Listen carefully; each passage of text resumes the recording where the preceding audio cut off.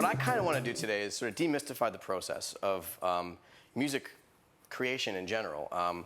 When I learned it with like 2 sticks and a heartbeat, and I've never really had formal training.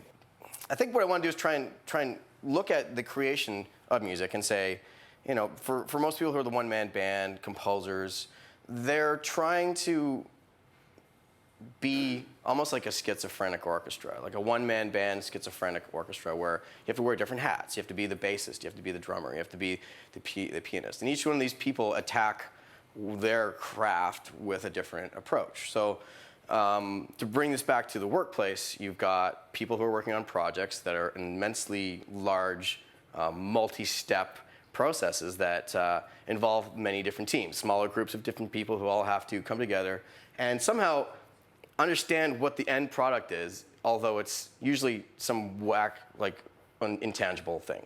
When you finish your product and you have your thing ready to go to market, that's a harmonic feeling for your group, right?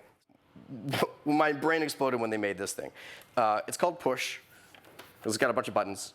And first thing you can kind of notice on it is it's got these weird buttons and different greens and some whites, right? And the patterns that they make give us sort of a hint as to where we're going with this. So I've got this in a mode that locks me into a scale. 1, 2, drop the drums, and or I can play everything in a row.